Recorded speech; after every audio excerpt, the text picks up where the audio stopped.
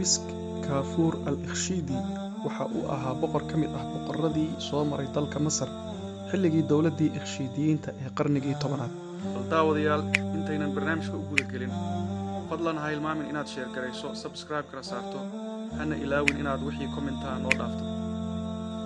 Ninkan oo taariikh la yaab leh ku yeeshay dalka Masar iyo caalamka Islaamka ayaa wuxuu ahaa addoon laga soo iibsaday dhulkii loo yaqiinay Ardul Xabasha. haddaba waxaa dhacday in ninkan oo markaa la keenay mid ka mid ah suuqyada lagu kala iibsado dadka la addoonsado ee dalka Masar ayaa waxaa dhacday in halkaa ay ku kulmeen nin asagana la doonayay in la iibiyo.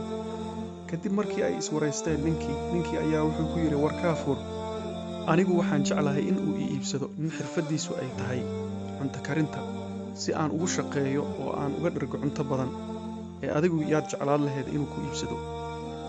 Kaafuur ayaa inta yara aamusay oo yara fakeray ayuu wuxuu yidhi, anigu waxaan jeclahay in aan waddankan dhan xukumo. ninkii ayaa intuu ku qoslay la yaabay Kaafuur, sidii ayayna ku kala tageen. haddaba sanadku markuu ahaa 923 miilaadiga ayaa Kaafuur waxaa iibsaday nin la odhan jiray Maxamed ibnu Taqj, kaasoo ahaa xaakimkii dowladdii Ikhshidiyiinta ee dalka Masar.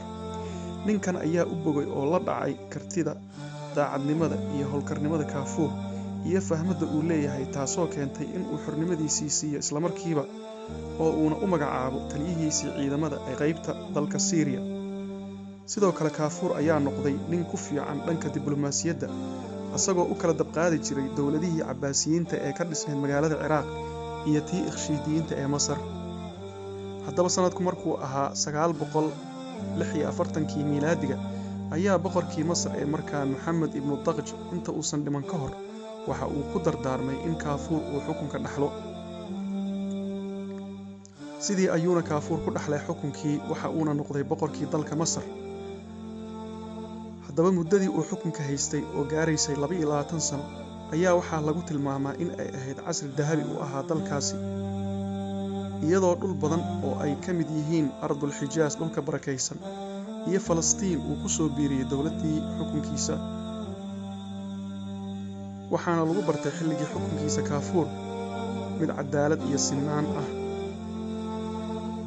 haddaba waxaad arkaysaa in hankii uu lahaa Kaafuur oo ahaa in uu mar uu xukumo dalka Masar uu ka dhabeeyey kadib dadaal badan iyo waafajin uu waafajiyey Alle, halka ninkii kale ee uu hankiisa ahaa in uu iibsado nin raashin badan ka dharjiya uu weli addoon u yahay ninkii iibsaday, taasoo laga faa'iidaysan karo in wixii rag u kaco Rabbina ajiibo in ay rumoobaan.